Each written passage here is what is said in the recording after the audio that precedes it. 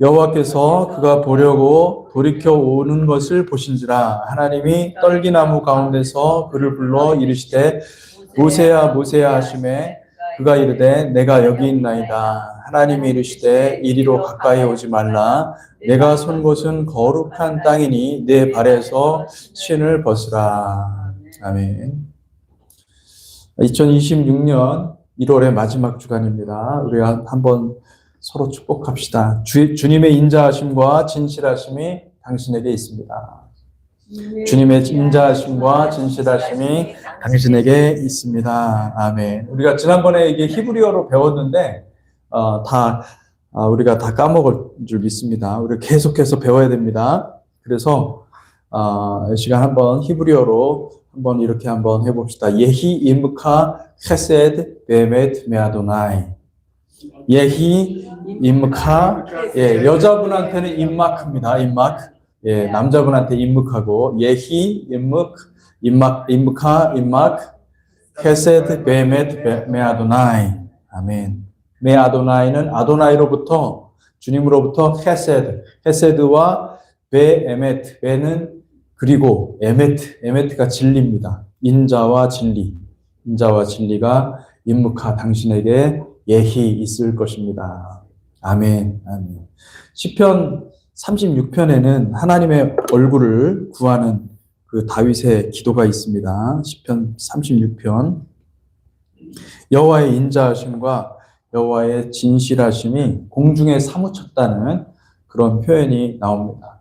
그래서 한번 찾아보겠습니다. 시편 36편 5절에서 10절 말씀입니다. 같이 한번 읽어보겠습니다. 시작. 여호와여 주의 인자하심이 하늘에 있고 주의 진실하심이 공중에 사무쳤으며 주의 의는 하나님의 산들과 같고 주의 심판은 큰 바다와 같으니이다.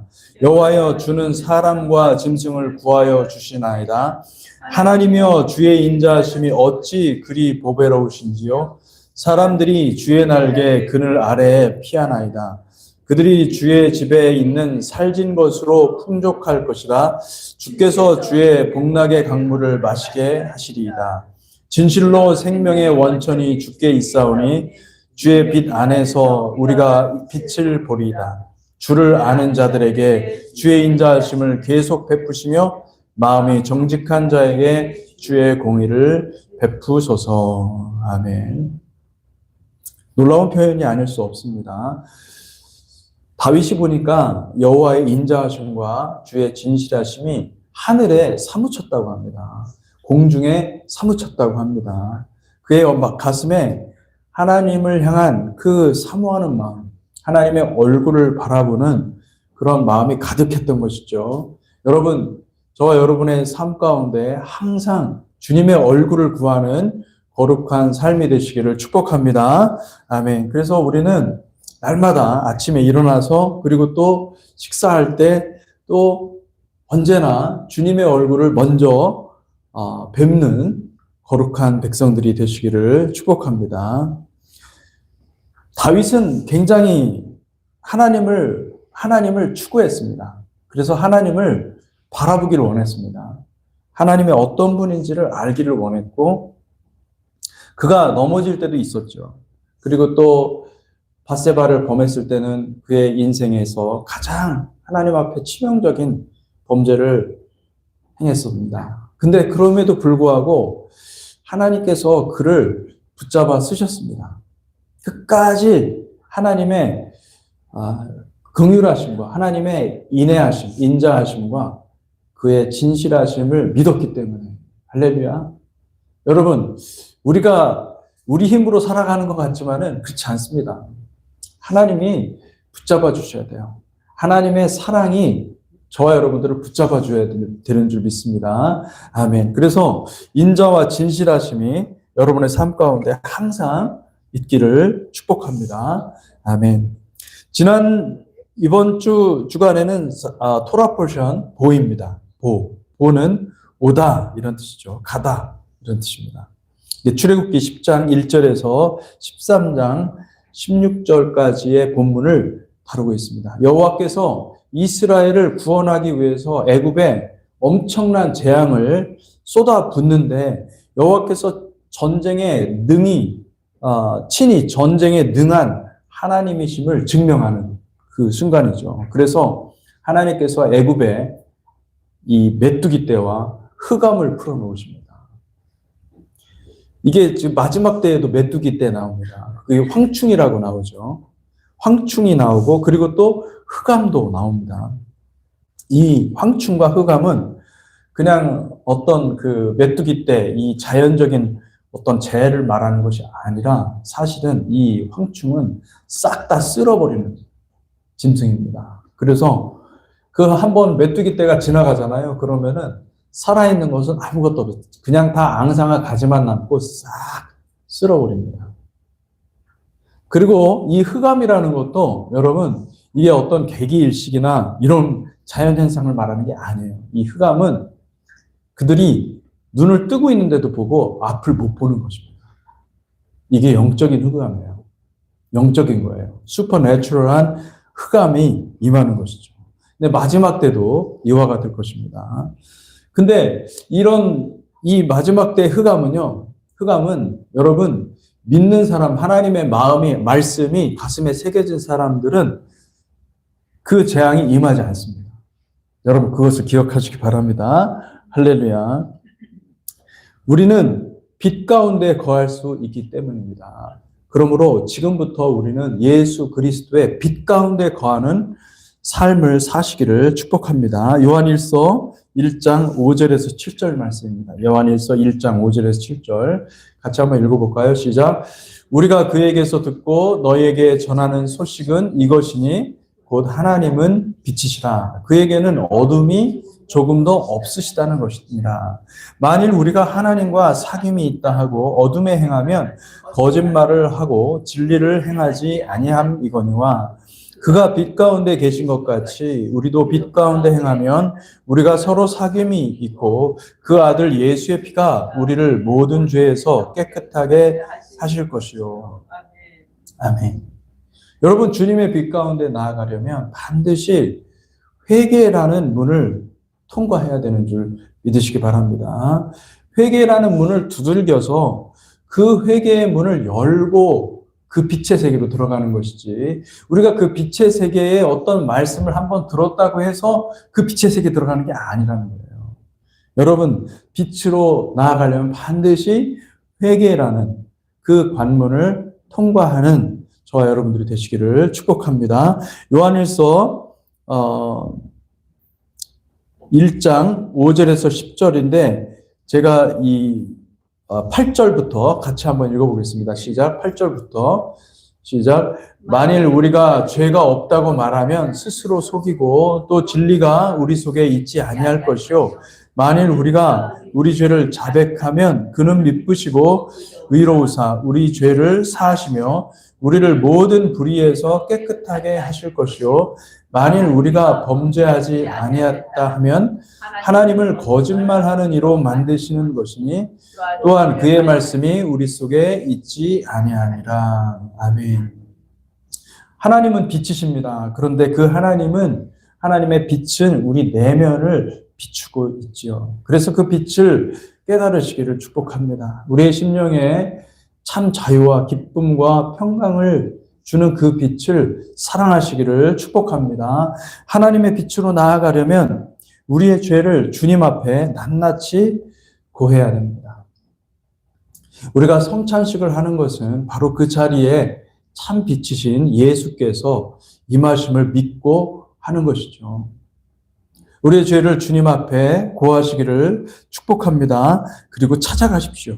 용서해 달라고 구하십시오.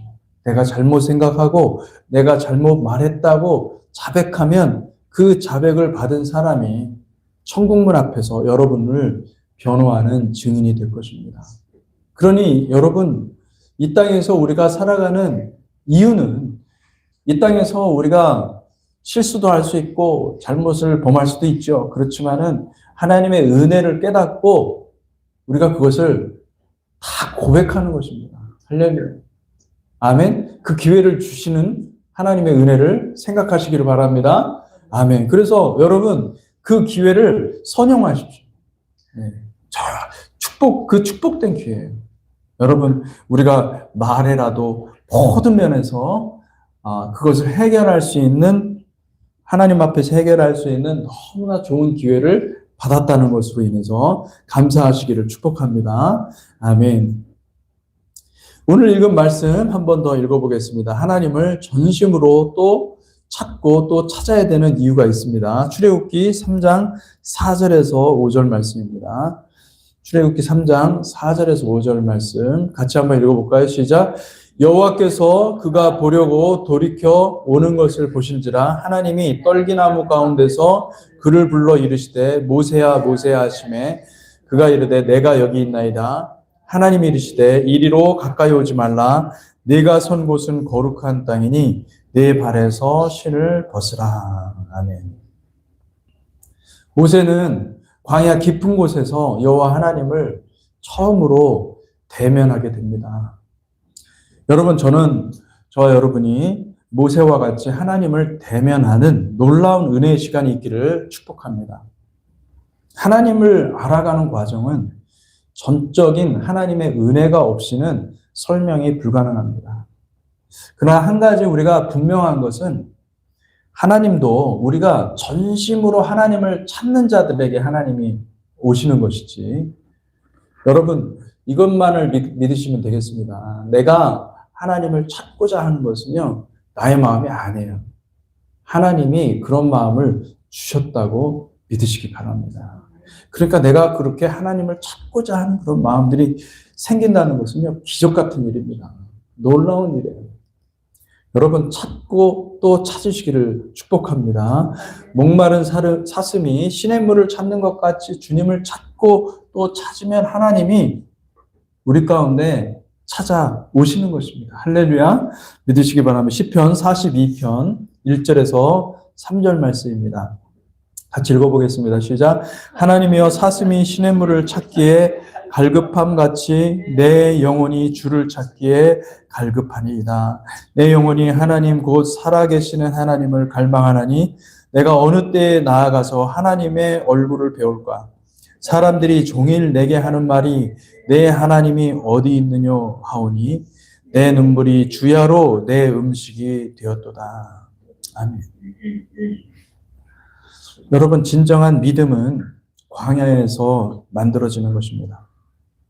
환난과 핍박 속에서 고귀한 믿음이 만들어지는 것이죠. 길이 메마르다고 느껴지십니까? 나는 왜 이렇게 광야 같은 인생을 사는가? 메마른 정말 앙상한 가지 같은 그런 삶을 살고 있는가? 여러분, 하나님의 얼굴을 구하시기를 축복합니다. 주님이 그런 인생길을 우리에게 주시는 것은 우리로 하여금 하나님을 찾도록, 간절히 찾도록, 목마른 사슴처럼 간절히 찾도록 하기 위함임을 믿으시기 바랍니다. 하나님은 모세에게 나타나셔서 말씀하십니다. 내가 선 곳은 거룩한 곳이니 내 신을 벗으라 말씀하고 계십니다. 이 말씀은 세 가지로 아주 중요한 의미가 있는데, 첫째로는 자기 의의 신발을 벗어야 됩니다. 따라해 봅시다. 나의 의의 신발을 벗자. 나의 의의 신발을 벗자. 아멘. 나를 지키고 보호하기 위해서 내가 만든 나의 의라는 신발이 있습니다. 하나님은 그것을 뽑아내시길 원하십니다. 예, 내가 수고하고 내가 헌신하고 내가 만들어 놓은 나의 의라는 것이 있습니다. 나의 옳음이라는 것이 있습니다. 나는 정당하다는 거예요. 둘째로는 부르심의 목적을 분명히 하시기 바랍니다. 여러분, 우리는 부름을 받은 백성입니다. 부름받은 자는 부르신 분을 기쁘시게 하는 것이 마땅한 것이죠. 불렀잖아요. 누가 불렀으면 그 부르는 사람이 목적이 있어서 우리를 부른 것입니다. 그러니까 나의 삶의 목적은 나를 부르신 하나님에게 있다는 사실을 믿으시기 바랍니다. 셋째로 택하심을 입으시기 바랍니다. 부름을 받았다고 해서 다 택함을 받은 것이 아니라 여러분, 부름받은 자는 반드시 택하심을 입어야 됩니다. 아멘. 부름받았다고 해서 나는 가만히 있어도 되는 게 아니에요. 부름받은 사람은 반드시 택하심으로 들어가야 됩니다. 이 세 가지를 분명히 할 때 우리는 하나님의 인을 우리의 이마에 분명히 새길 수 있습니다. 여러분, 하나님의 인을 새기는 것은 하나님께서 하시는 일이지만은 우리가 그것을 누구에게 하나님께서 하나님의 인을 이마에 새기겠습니까? 예, 나의 정체성을 분명하게 주님의 명령에 순종해서 주님의 말씀을 따라서 행하는 자에게 하나님께서 반드시 하나님의 인을 새기신다는 거예요. 여러분, 그 사실을 기억하시기 바랍니다. 첫째로 여러분, 자기의라는 신발을 벗기를 축복합니다. 사단은 사람들에게 마음의 귀에 속삭입니다. 이 세상은 자아실현의 장이니까 마음껏 너의 마음대로 너의 세계를 펼치고 너의 야망과 너의 꿈을 한번 펼쳐봐라. 여러분, 뱀이 정확하게 여자에게 이 준 그 선악과 이 과실도 여자가 보기에는 보암직도 하고 먹음직도 했던 것이죠. 마찬가지로 여러분, 태어나면서부터 우리가 받은 이 육체의 본성은 지속적으로 사탄이 간섭하는 것입니다. 사탄의 간섭을 받고 있고, 사탄은 사람들에게 속삭입니다. 내가 너에게 어마어마한 돈을 벌게 해주고 명예와 권력을 누리게 해주겠다고 약속하는 거예요. 속삭이는 거예요. 여러분, 우리는 사탄의 음성이 더 친숙하고 사탄의 음성이 더 나에게 와닿습니다. 예. 여러분, 그거 아시죠? 우리가 지난 목요일에도 그런 얘기를 했지만은 왜 사람들이 속는가? 우리의 마음에 좋은 이야기를 해주기 때문에 속는 것입니다.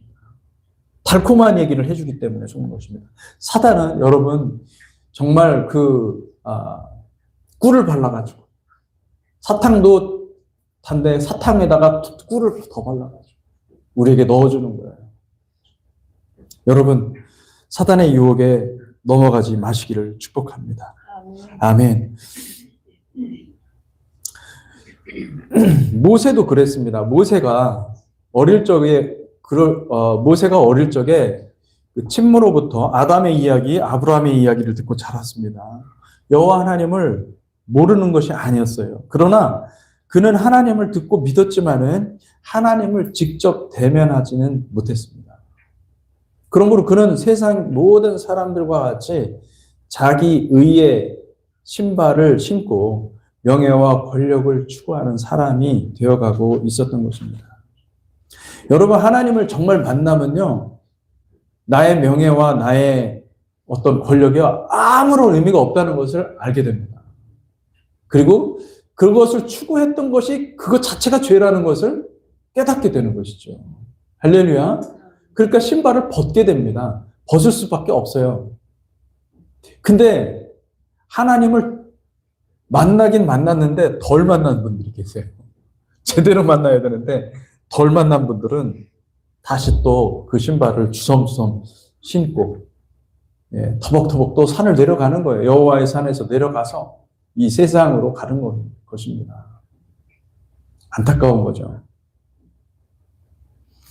여호와 하나님께서는 모세를 애굽에서 광야로 끌어내시고 그곳에서 40년 동안 철저히 애굽에서 품었던 모든 생각과 꿈과 습관과 생활 방식을 세탁하셨습니다.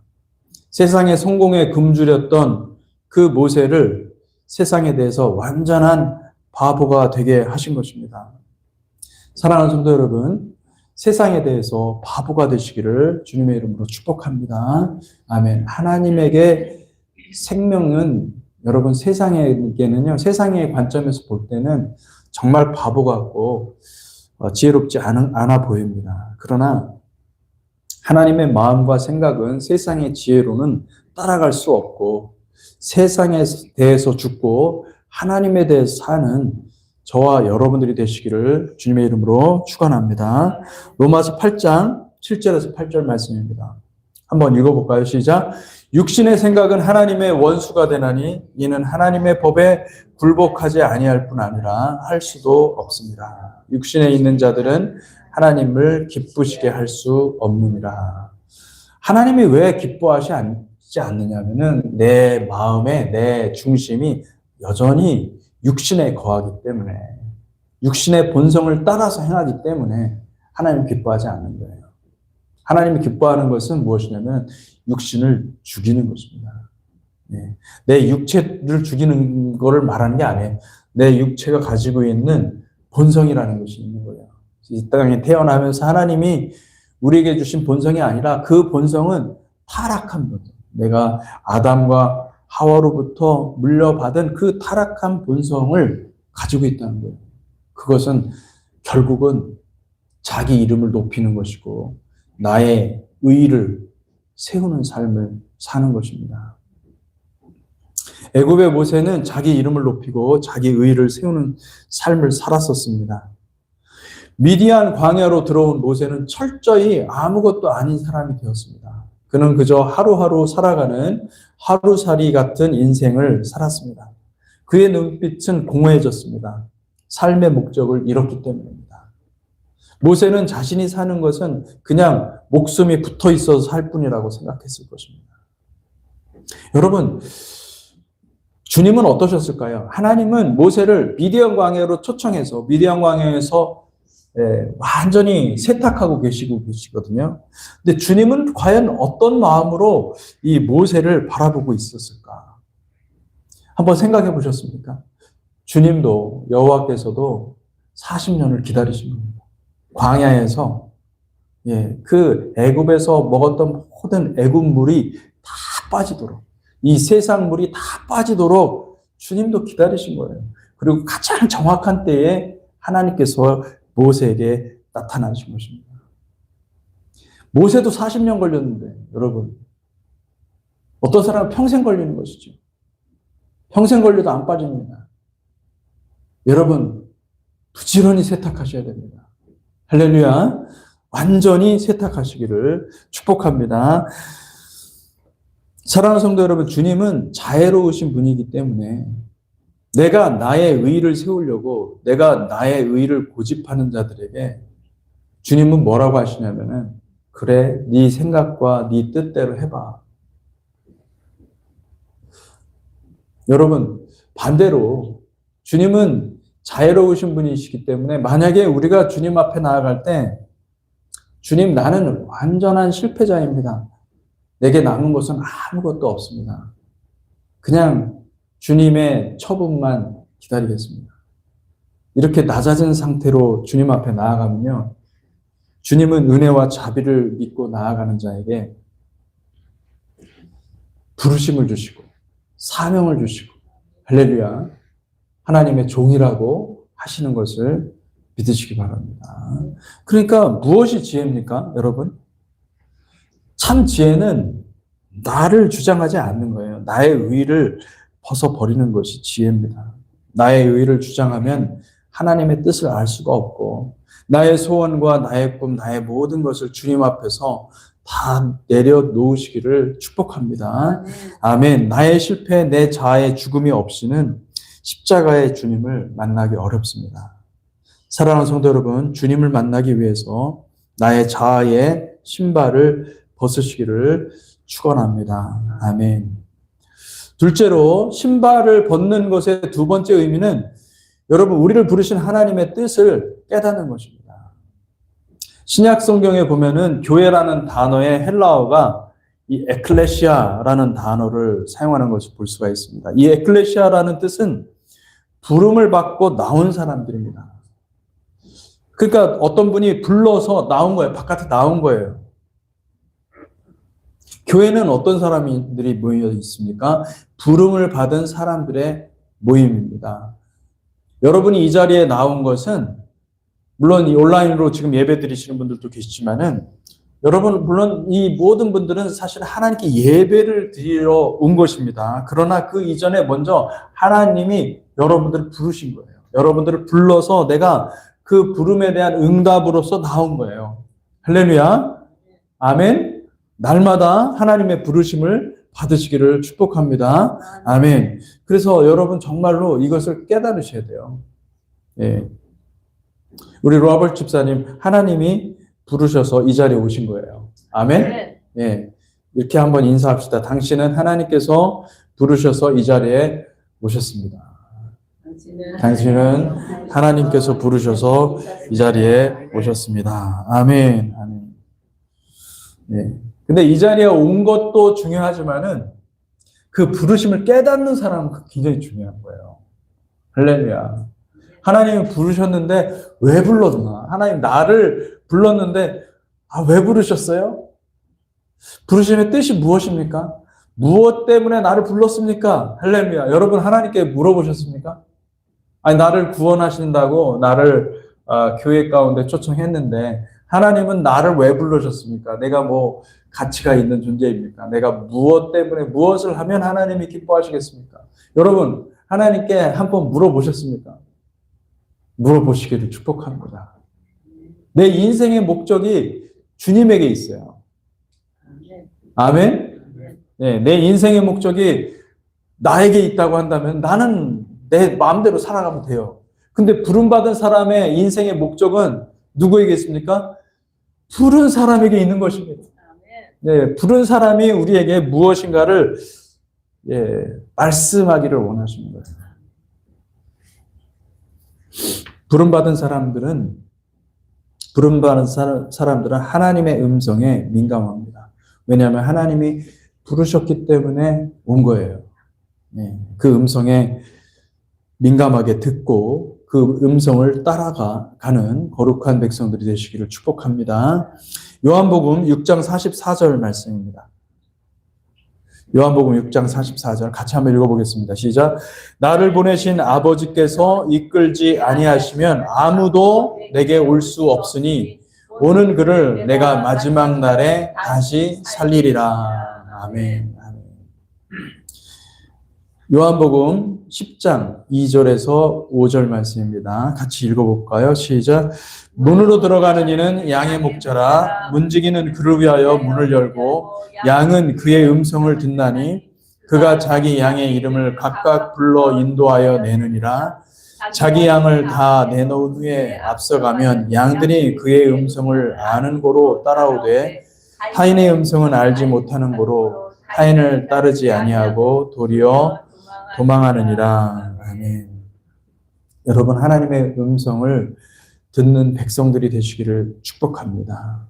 모세의 인생을 한번 생각해 보십시오. 모세를 이 땅에 태어나게 하신 분이 하나님이십니다. 아기 모세가 갈대상자 안에 담겨서 나일 강물을 따라 내려갈 때 모세의 누이 미리암은 아이를 따라갔습니다. 미리암에게 그렇게 따라갈 마음을 주신 분은 누구십니까? 하나님이십니다. 미리암이 바로의 공주에게 기지를 발휘해서 모세의 어머니 요게벳을 아이에게 젖을 먹일 유모를 찾아드리겠다고 한 것도 하나님께서 그 마음을 주신 거예요. 할렐루야. 아멘. 믿습니까? 모세가 애굽 황실 안에서 자라면서 애굽의 모든 문물을 배우게 하신 것도 하나님이세요.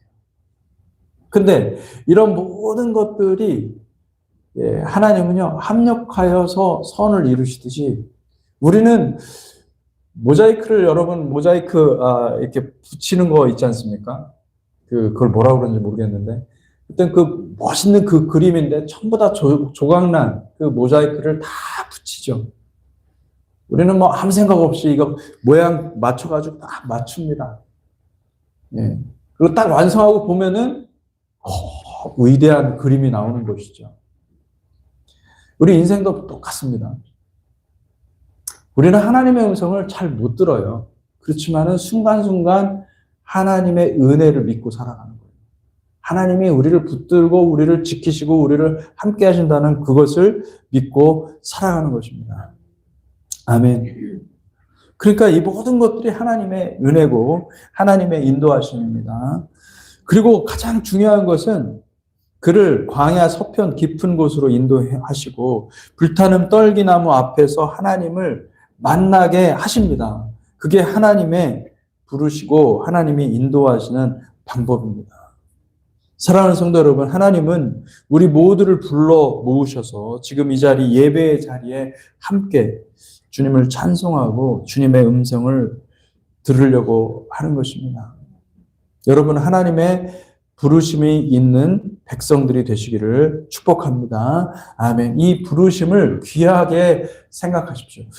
이 부르심을 더욱더 확실하게, 하나님 나를 왜 부르셨습니까? 내가 나를 왜 하나님을 믿는 백성 삼으시고 나로 하여금 이렇게 살아가게 하십니까? 그 부르심의 목적을 분명히 하면 여러분의 인생이 명확해지고 하나님 앞에 쓰임받는 인생이 되는 줄 믿으시기 바랍니다. 아멘. 로마서 1장 4절에서 7절 말씀입니다. 4절에서 7절 말씀 같이 한번 읽어보겠습니다. 시작.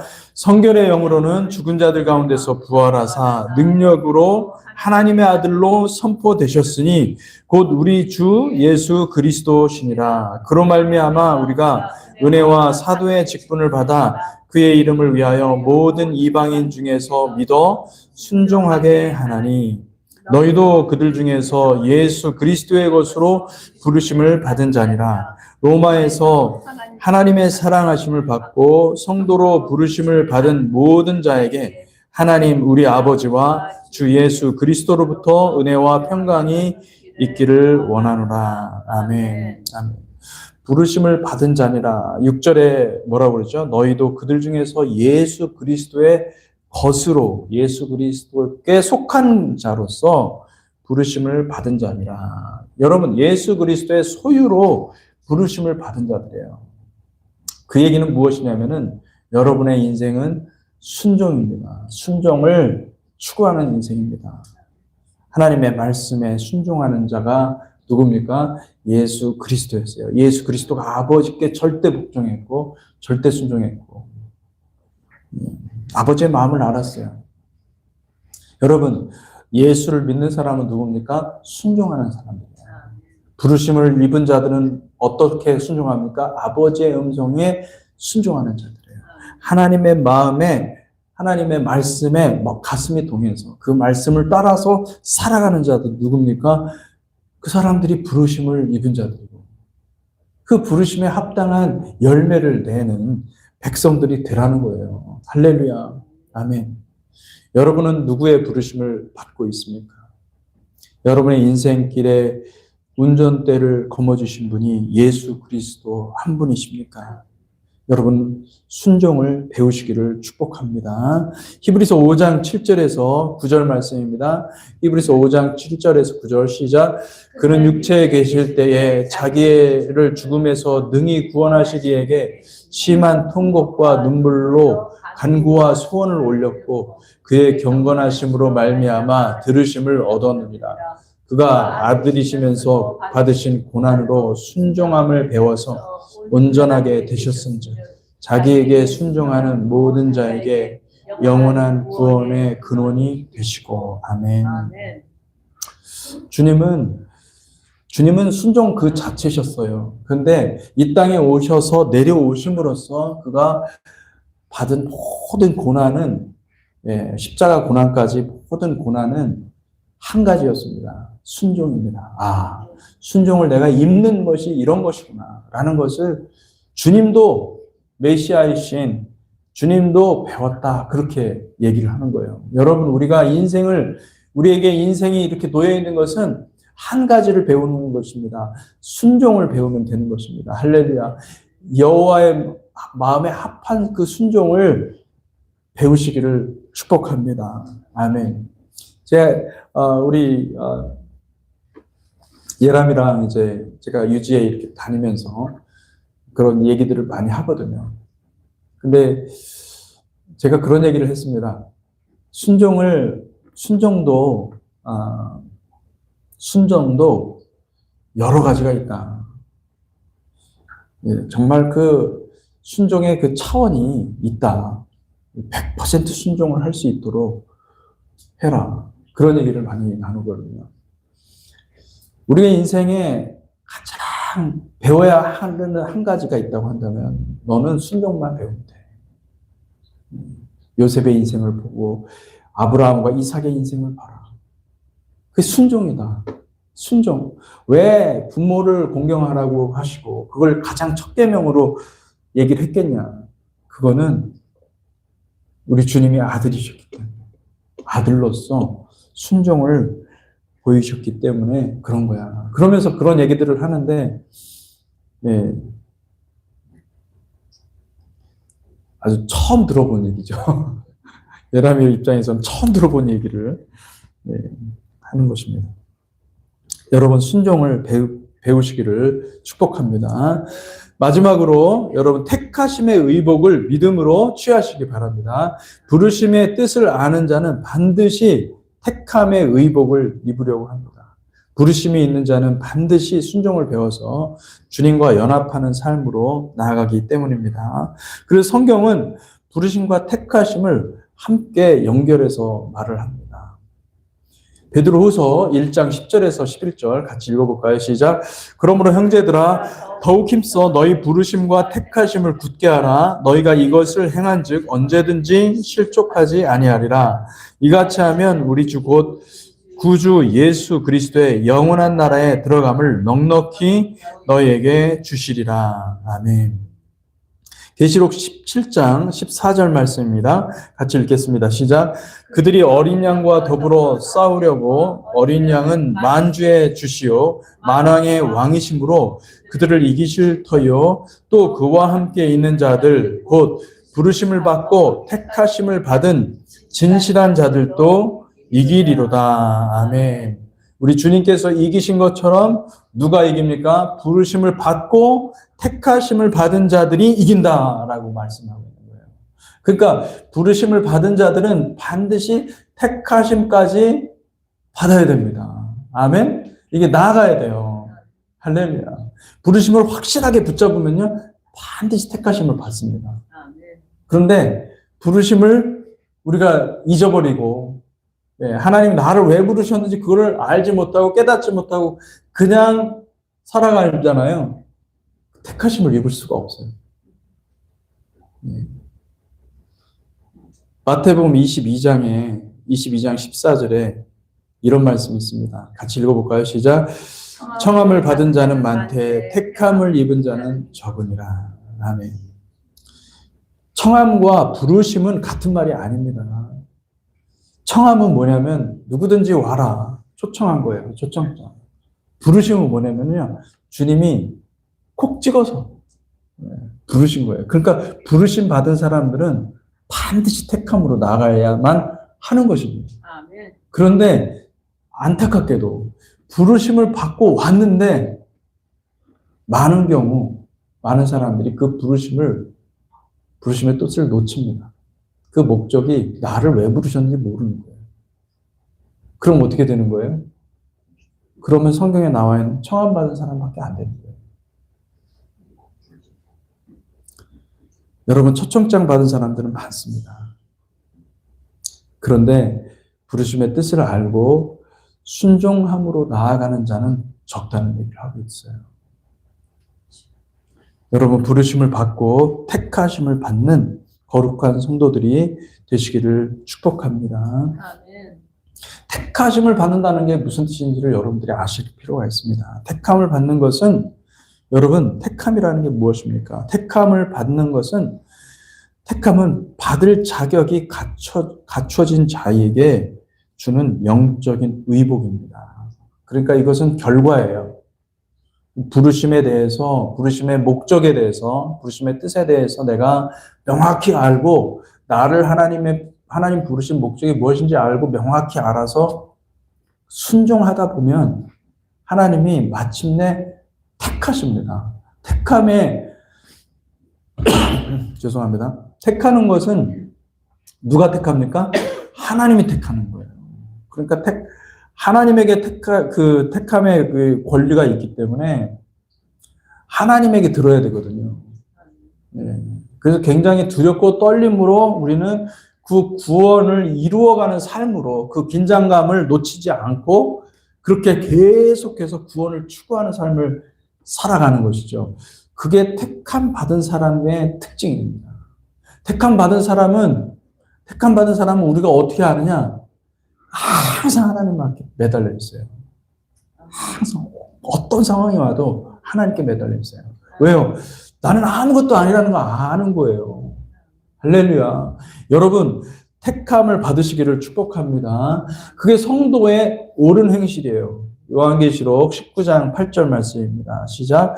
그에게 빛나고 깨끗한 세마포 옷을 입도록 허락하셨으니 이 세마포 옷은 성도들의 옳은 행실이다. 성도들의 옳은 행실은 무엇입니까? 성도들의 옳은 행실은 겸손과 온유밖에 없어요. 나는 아무것도 아니고 나는 할 수가 없는 것인데 정말 하나님만 붙들고 나는 자신이 없는 거예요. 그러나 하나님에게는 있어요. 하나님이 나를 부르셨고, 그죠? 하나님이 또 택하시는 분이세요. 그러면은 그것을 붙잡고 가는 거예요. 할렐루야. 하나님만 의지하는 거예요. 내 생각과 내 감정과 이건 아무것도 아니에요, 사실은. 예. 그거는 여러분, 나를 속이기에 너무나 쉽습니다. 내가 뭐 설교 한번 은혜 받았다고. 여러분, 은혜 받은 거야. 주차장에서 한번 누가 딱 차 긁고 가면 싹 날아가 버립니다. 맞죠? 예. 저만 그런 거 아니잖아요. 다 그런 거, 다 그런 겁니다. 여러분, 여러분의 생각과 감정은요, 여러분들을 속이지 마요. 하나님은 여러분들을 속이지 않으세요. 하나님 붙잡고 가는 거예요. 택함이 무엇인가, 다양한 방식으로 제가 설명할 수 있겠지만은, 설교를 준비하면서 주님께서 제 마음에 주신 감동은 택함이라는 것은 영적인 군사가 되는 거예요. 아멘. 영적 전쟁에 능한 자가 되어서 이 세상에서 승전의 경험이 풍부한 자가 되는 것입니다. 부르심에 맞게 살아가는 사람은요, 반드시 택함을 받게 되어 있는데, 그는 결국은 영적 전쟁에 능한 자가 되는 거예요. 할렐루야. 예. 여러분, 출애굽한 이스라엘 자손 중에서 가나안에 들어간 자들이 얼마나 됩니까? 남자들만 해서 뭐 60만 명이 넘어요. 그러면은 여자들까지 해서 뭐 여자들과 어린아이까지 해서 얼마나 많겠어요? 200만, 300만 되겠죠. 그런데 성경에 보니까 여호수아와 갈렙과 그리고 레위인들은 죽지 않았거든요. 레위인들은 그대로 살아 있었기 때문에 레위인들. 그들은 어떤 사람들입니까? 모두 전쟁에 능한 자였습니다. 피와 식별이 분명하고 우상에 절하지 않고 진리의 횃불을 항상 밝히는 거룩한 백성들이었습니다. 여러분, 여호수아와 갈렙은요, 끝까지 싸웠습니다. 예. 전쟁에 능한 자가 누구예요? 택함을 받는 사람이에요. 여러분, 영적 전쟁에 능한 거룩한 백성들이 되시기를 축복합니다. 아멘. 기드온이 300명의 하나님의 전쟁 용사를 선택할 때 하나님은 기드온에게 놀라운 지혜를 주십니다. 사사기 7장 6절에서 7절 같이 한번 읽어볼까요? 시작. 손으로 움켜 입에 대고 핥는 자의 수는 300명이요. 그 외의 백성은 다 무릎을 꿇고 물을 마신 자라. 여호와께서 기드온에게 이르시되 내가 이 물을 핥아 먹은 300명으로 너희를 구원하며 미디안을 내 손에 넘겨주리니 남은 백성은 각각 자기의 처소로 돌아갈 것이니라 하시니. 아멘. 여러분, 이게 하나님의 택함의 원리예요. 예. 하나님은 여러분, 이렇게 나를 끌어주십시오. 나는 가만히 있을 테니 뭐 맛있는 거 먹여주시고 나를 끌어주셔서 가십시오. 그런 사람들을 하나님이 택하십니까? 아니에요. 집에 보내요. 네가 원하는 거는 집에 있잖냐. 그러면 집에 가서 봐라. 전쟁하러 온 사람은 아니잖아. 예. 누구를 택합니까? 주여, 나는 죽어도 좋사오니 전쟁하게 해 주십시오. 라고 하는 사람을 택하는 거예요. 하나님 나라에 들어가는 자는 누굽니까? 전쟁 용사들이 들어가는 거예요. 할렐루야. 어떤 분들은 이런 얘기를 하면은 왜 목사님 거짓말 하십니까? 예수 믿으면 다 구원받는다고 하지 않았습니까? 그런 얘기를 하는데, 여러분, 믿음도 처음에 이 어린아이 같은 믿음이 위해서 그 자리에 그대로 있잖아요. 다 죽습니다. 성장해야 됩니다. 자라가야 됩니다. 어떻게 해요? 군사로 자라가야 돼요. 전쟁에 능한 용사로 자라가야 되고, 예, 부르심과 택하심을 받은 자들도 이기더라. 뭐 한다는 거예요? 전쟁에서 승리하더라 이 얘기를 하는 거예요. 할렐루야. 요한계시록의 그 말씀이 무슨 뜻인지를 정확히 보셔야 됩니다. 여러분, 여호와는 중심을 보시는 분이십니다. 손으로 움켜 입에 대고 핥는 자들을 보십시오. 이 사람들은 준비가 된 사람들이에요. 그냥 막 다 무기 내려놓고 물을 막 먹는 것이 아니라 적의 동태가 혹시라도 이 순간에 우리가 물 먹는 그 순간에 쳐들어올까 해가지고 물을 손으로 떠가지고 하려는 거예요. 여러분, 이런 정도 감각이 되려면요 엄청난 경험이 있어야 돼요. 전쟁의 승리 경험은 하루아침에 되는 게 아닙니다. 여러분, 전쟁하시는 거룩한 백성들이 되시기를 축복합니다. 에베소서 6장 12절에서 13절 말씀입니다. 같이 한번 읽어보겠습니다. 시작. 우리의 씨름은 혈과 육을 상대하는 것이 아니요 통치자들과 권세들과 이 어둠의 세상 주관자들과 하늘에 있는 악의 영들을 상대함이라. 그러므로 하나님의 전신갑주를 취하라. 이는 악한 날에 너희가 능히 대적하고 모든 일을 행한 후에 서기 위함이라. 아멘. 저는 여기 모든 일을 행한 후에 서기 위함이라 이 표현의 말씀을 보면서 여러분, 우리가 전쟁하는 목적이 무엇입니까? 전쟁하는 목적이 바로 주님과 함께 시온산에 서는 겁니다. 14만 4천의 주의 거룩한 백성들이 주님과 함께 설 때에 영광스러운 그 주님을 맞이하실 거예요. 우리의 왕 대신 그 주님을 맞이할 거예요.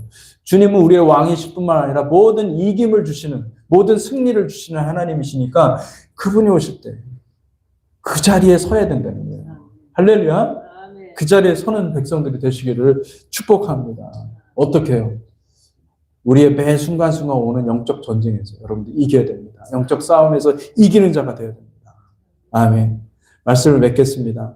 하나님은 모세를 부르시면서 내가 선 곳은 거룩하니 신발을 벗으라 그렇게 말씀하고 계십니다. 마찬가지로 우리가 가는 구원의 길은 자기 의의 신발을 신고서는 절대로 갈 수 없는 길이요.